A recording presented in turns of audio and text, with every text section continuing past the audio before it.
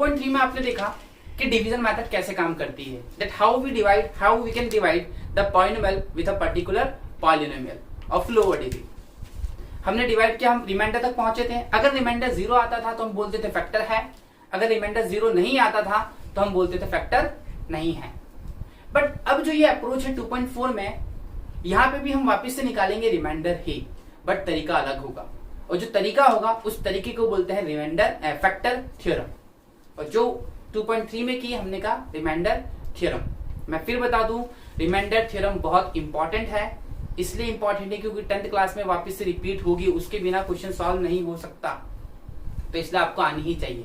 अगर आपने वो एक्सरसाइज नहीं देखी हो तो डिस्क्रिप्शन में आपको मिल जाएगा उस वीडियो का लिंक, आप उसमें आप पढ़ सकते हैं, देख सकते हैं रिमाइंडर थ्योरम कैसे होती है, क्यों होती है।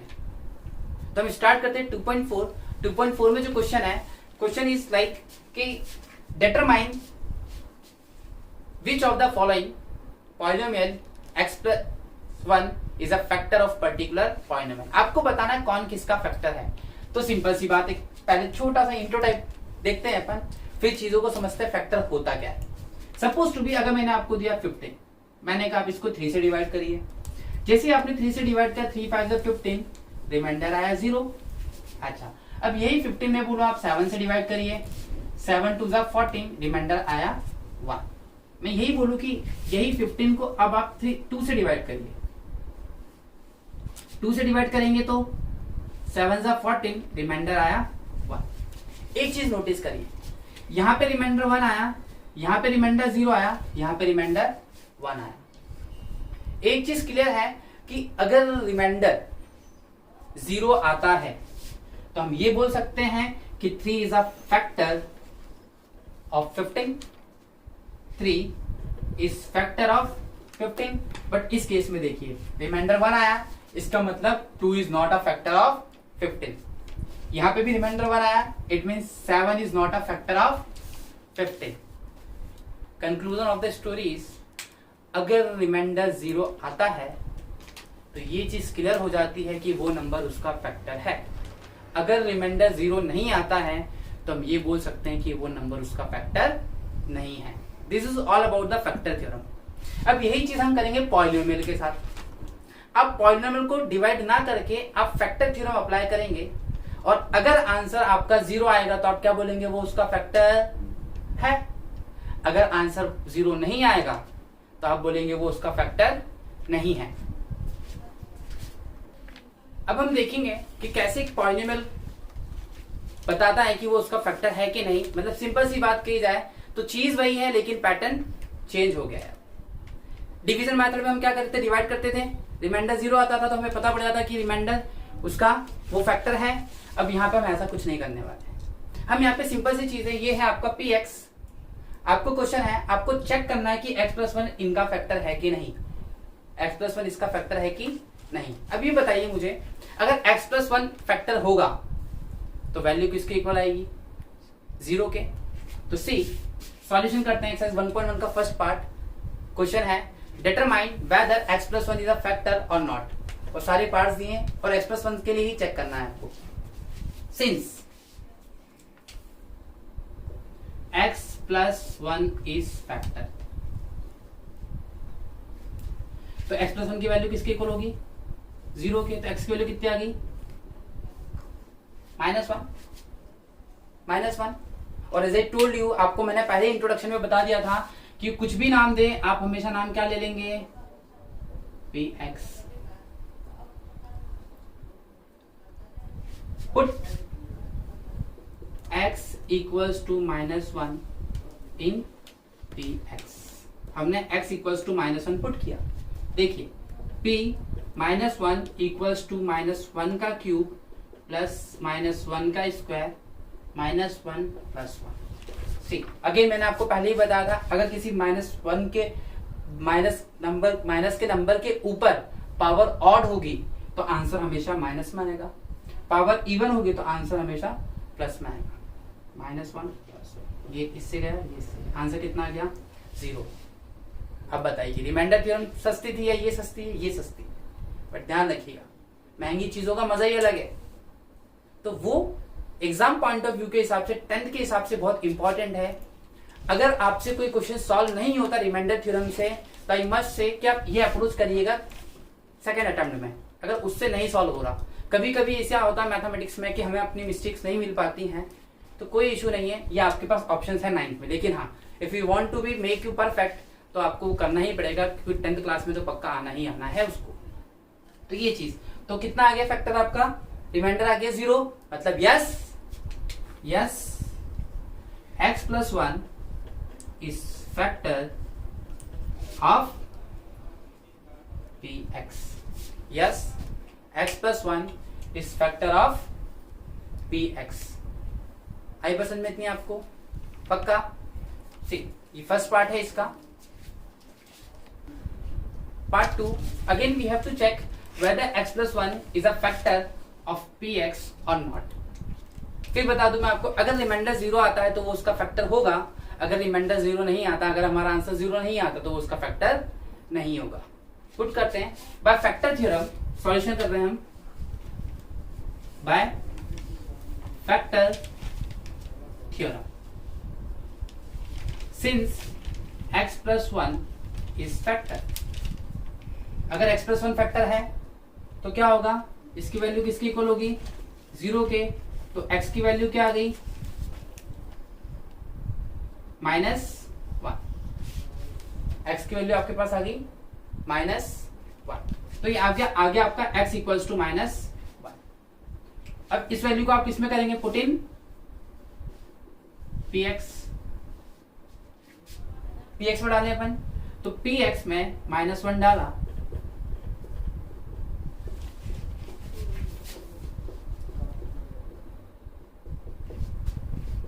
1 -1 पावर इवन है, ध्यान रखिए, +1 -1 +1 एक बार चेक कर लेते हैं, -1 इससे ये कैंसिल आउट, इससे ये कैंसिल आउट, इससे ये क्या बच गया 1। हमारे पास आंसर आया 1, जबकि आंसर कितना आना चाहिए अगर फैक्टर होता तो 0, मतलब no x plus 1 is not factor of px. Remember one thing, px book में नाम नहीं दिया है, बट आप दे सकते हैं, नहीं तो आप फिर पूरा लिखे px क्या है, इसको इक्वेशन नाम देके। तो स्मार्ट अप्रोच करिए, इससे आपका टाइम भी सेव होगा और चीजें अच्छी भी दिखेंगी। आज हम जो पढ़ने वाले हैं वो एक्सरसाइज 2.4 है। हम देखेंगे कैसे हम वैल्यूज निकालेंगे यहाँ पे अगेन पॉलिनोमियल्स की। आपने अभी तक जो इंट्रोडक्शन में देखा था और 2.1, 2.2, 2.3 में देखा, आपने पॉलिनोमियल के बारे में काफी अच्छे से डील की। हमने पॉलिनोमियल समझा कि क्या होता है, हमने ये देखा कि पॉलिनोमियल्स की वैल्यू निकाली कैसे जाती है, हमने ये देखा कि पॉलिनोमियल्स को सॉल्व कैसे किया जाता है रिमाइंडर और फैक्टर थ्योरम से ना। अब उन्हीं मेथड्स को यूज करके, उन्हीं प्रिंसिपल्स को यूज करके हम आगे के क्वेश्चन सॉल्व करेंगे। फॉर एग्जांपल क्वेश्चन नंबर 3, 2.3 का question number 3, what we have given since x minus 1 is a factor. Question है x minus 1 is factor, then we have to find the value of k। एक बात ध्यान रखिएगा, जो भी values वाले questions होते हैं सीबीएसई के फेवरेट होते हैं और टीचर्स के भी फेवरेट होते हैं। एग्जाम में आपको ये k की वैल्यू निकालने के लिए पक्का आता है, most of the cases, even board exams में तो आता ही आता है। तो क्वेश्चन है पहला part, px equals to x square plus x plus k। Now as I told you कि x minus 1 is a factor. आप सबको पता है बाय फैक्टर थ्योरम अगर x माइनस 1 फैक्टर है तो ये किसके इक्वल होना चाहिए, 0 के इक्वल होना चाहिए। तो सॉल्यूशन करते हैं हम, since x minus 1 is factor, therefore x minus 1 is equals to 0, then we have the value of x। x की वैल्यू हमारे पास कितनी आ गई, 1 आ गई ना।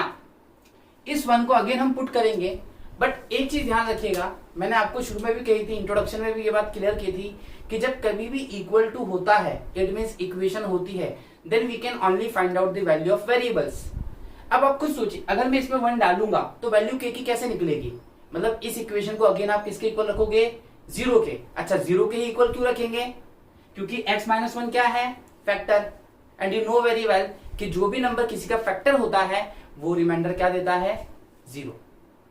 तो put x equals to 1 in px and px equals to 0। डालिए वैल्यू 1 का square plus 1 plus k equals to 0। 1 का square 1, 1 plus 1 2 plus k equals to 0। As you know the rules of the equations, आप k को यहीं छोड़िए, leave करिए, k की value होगी -2। This is the required solution. किया कुछ नहीं हमने, x -1 फैक्टर है, अगर x -1 फैक्टर है तो वैल्यू किसकी इक्वल होगी, 0 के इक्वल होगी। 0 के इक्वल है तो हमने x निकाल लिया, x की वैल्यू जो भी है उसको px में पुट किया। सेम प्रोसेस वही है, लेकिन एक छोटा सा डिफरेंस ये है, you have to find out the value of k। अब k की वैल्यू कैसे आएगी, जब इक्वेशन किसी के इक्वल होगी। तो px किसके इक्वल है, 0 के, क्यों, क्योंकि ये इसका फैक्टर है। जब ये इसका फैक्टर है तो px इक्वल हो गया 0 के, हमने वैल्यू पुट की, then we have the value of k।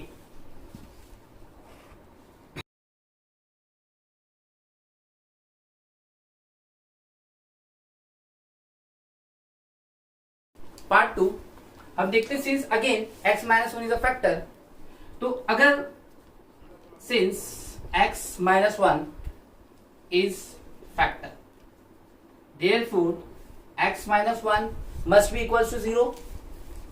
x की वैल्यू अगेन आ गई 1, same process। now we will put this value, put in px, and what we are finding the value of k, it means we are finding some value of variable।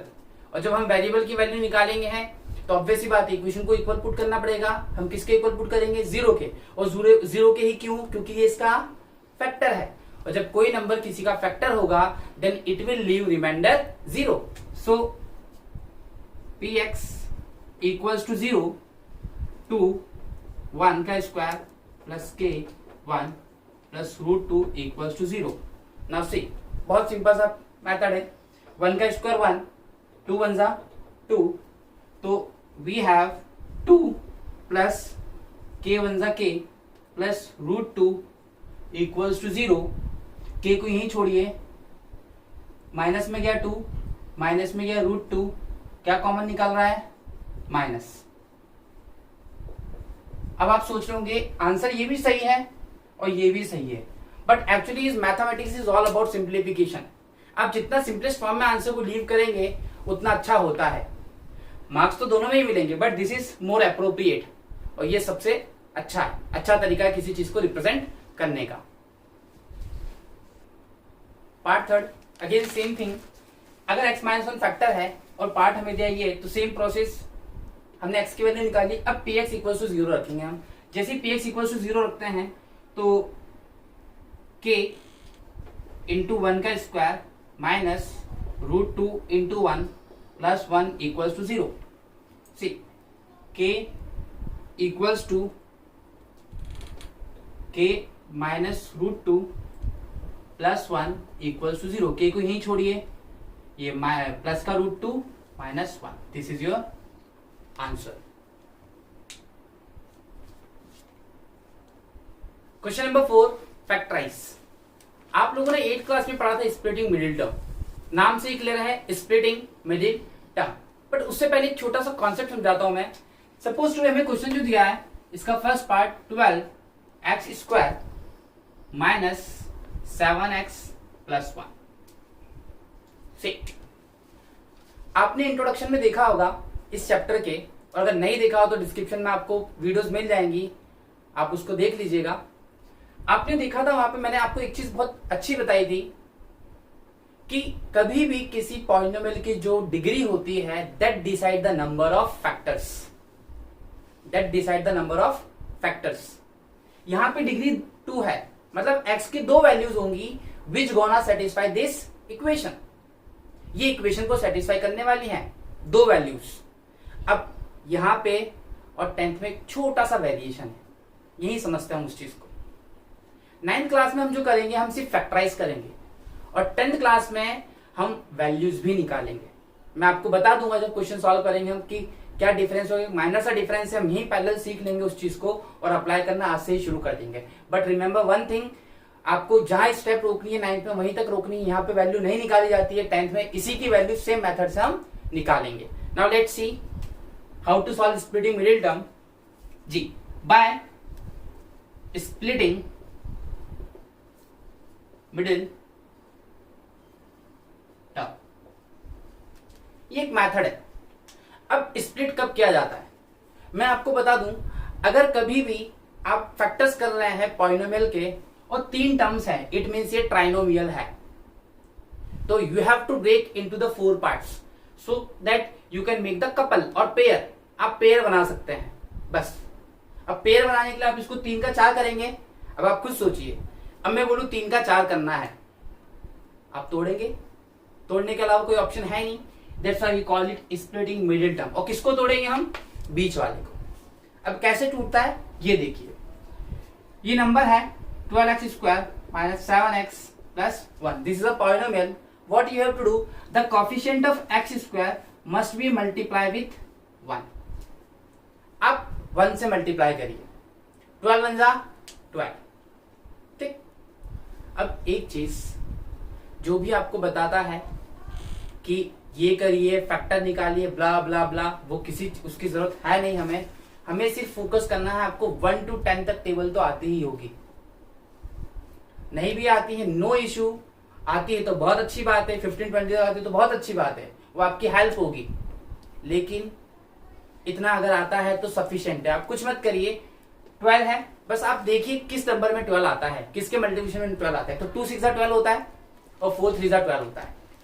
ठीक, तो 2 pair मिले हैं 12 के, एक तो 2 6 12, एक 4 3 12। अब आप देखिए मल्टीप्लाई करने पे जो भी नंबर आया है, क्या वो सेंटर की वैल्यू दे रहा है जोड़ने या तोड़ने पे? या तो एडिशन या तो सब्ट्रैक्शन है। We have to get the middle value, central value. Central value चाहिए हमें। तो -7x है, तो आप खुद सोचिए 12 आया इंटू करने पे, तो 4 3 12 और -4 -3 -7 सेंटर वैल्यू आ गई। मतलब आपको ऐसा ही नंबर सिलेक्ट करना है। कोई बात नहीं, ओके। तो जोड़ने तोड़ने पे बीच वाली वैल्यू बननी चाहिए और इंटू करने पे ये वाली। तो 4 3 12 और -4 -3 इक्वल्स टू -7। सपोज टू भी अगर +7 होता तो प्लस का 4 लेते हो, प्लस का 3 लेते। डजंट मैटर आपने कौन सा इंटीजर लिया है, but important thing is that you have to make the centre value same as the given value. चलिए, हमने इसको लिख दिया, इसको स्प्लिट कर दिया। It becomes 12x square -4x -3x + 1। अब देखिए 4 बन गए। मैंने आपको क्वेश्चन सॉल्व करने से पहले ही बोला था, ये ट्राइनोमियल को हमने कन्वर्ट कर दिया। ठीक है, अब 2 2 का पेयर कॉमन ले लीजिए। इसमें क्या कॉमन आ रहा है? 4x, 4 3 12, what left? x -1। Okay, अब यहां पे कुछ कॉमन नहीं है। जहां कॉमन नहीं होता सबका मालिक एक तो आएगा ही आएगा सर, तो 1 निकाल दिया, 3x। अब देखिए एक बात ध्यान रखिएगा, ये ब्रैकेट आपको बताएगा यहां क्या आना है, माइनस प्लस माइनस। जो ब्रैकेट रिपीट हुआ है उसको एक बार लिखिए, और जो ब्रैकेट रिपीट नहीं हुआ है इट मीन्स ये एक बार। और दोनों मल्टीप्लिकेशन में है, क्योंकि अगर आपको याद हो तो फैक्टर्स मल्टीप्लिकेशन में ही निकलते हैं। आपने प्राइम फैक्टराइजेशन किया था, आप जब रिप्रेजेंट करते हैं एंड में नंबर्स को तो किसके टर्म्स में करते हैं? मल्टीप्लिकेशन के फॉर्म में करते हैं ना, एडिशन और सब्ट्रैक्शन के फॉर्म में तो करते नहीं है। तो ये हो गया आपका फैक्टर। अब आप देखिए डिग्री कितनी थी? 2। डिग्री कितनी थी? 2 डिग्री थी, तो 2 फैक्टर्स आए। ये 9 तक की प्रोसेस है। 10th में पता है क्या करेंगे अपन? 10th में कुछ नहीं करेंगे, पूरी प्रोसेस करेंगे और इसको एक बार 0 के इक्वल रखेंगे, एक बार इसको 0 के इक्वल रखेंगे और वैल्यूज को पुट कर देंगे और आप चेक करेंगे तो आंसर 0 आएगा। Okay, let's take another part. अब देखते हैं हम लोग कि सेकेंड पार्ट को कैसे सॉल्व करना है। अगेन हम लगा रहे हैं bye splitting middle term, bye splitting middle term. हमने स्प्लिटिंग मिडिल टर्म यूज की। अगेन आप देखिए, मैंने क्या बोला था, इसका इससे मल्टीप्लाई करके देखिए, 2 3 6। अब ऐसा नंबर देखिए जिसको इंटू करने पे तो 6 आए, लेकिन ऐड या सब्ट्रैक्ट करने पे 7 आए। इफ यू थिंक 2 3 जा 6, तो 2 + 3 तो 5 होता है, 7 नहीं होता है। बट 6 1 जा 6 और 6 + 1 7, तो मैं ये लिख सकता हूं 2x² + 6x + 1x + 3, और मैं इसको अंडरलाइन कर देता हूं। This is the splitted part. Bracket लगा दें, ब्रैकेट लगा दिया, क्या कॉमन निकल रहा है? 2x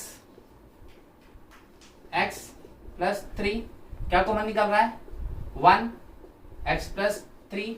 as I told you कि जो नंबर, जो ब्रैकेट 2 बार है उसको एक बार लिखिए और एक बार ये आ गया हमारे पास अगेन 2 फैक्टर्स। पार्ट थर्ड देखिए, 6 6 जा 36, इनटू करने पे 36 आना चाहिए और जोड़ने तोड़ने पे 5 आना चाहिए। तो देखते हैं 3 12 जा 36 होता है और 12 में से 3 गया तो 9 और 12 हटेंगे तो 15, मतलब नहीं है। बट 4 9 जा 36 और 9 में से 4 गया 5, काम का है हमारे। तो हम लेते हैं 6x² और मैंने इसको लिख दिया 9x प्लस का -4x -6। क्या कॉमन निकल रहा है यहाँ पे? यहाँ पे कॉमन निकल रहा है 3x, तो 2x + 3। यहाँ कॉमन निकल रहा है -2, 2x + 3। एक चीज ध्यान रखिएगा, ये दोनों ही ब्रैकेट सेम बनेंगे। अगर ये दोनों ब्रैकेट सेम नहीं बनते हैं तो अपने आप में ये एक हिंट है कि आप गलत कर रहे हैं सॉल्व। सो रिमेंबर कि अगर ये ब्रैकेट सेम नहीं आते, अगर साइंस भी अलग आ गए, साइन भी अलग है, जैसे यहाँ पे नेगेटिव यहाँ पॉजिटिव, मतलब आपने साइन में गलती की है कहीं ना कहीं, तो थोड़ा सेट देखिएगा, वो सेट हो जाता है इजीली, कोई इश्यू नहीं है। तो एक ब्रैकेट बन गया 3x - 2 और जो 2 बार है उसको आप एक बार लिखेंगे 2x + 3। और एक लास्ट पार्ट है छोटा सा, वो आप खुद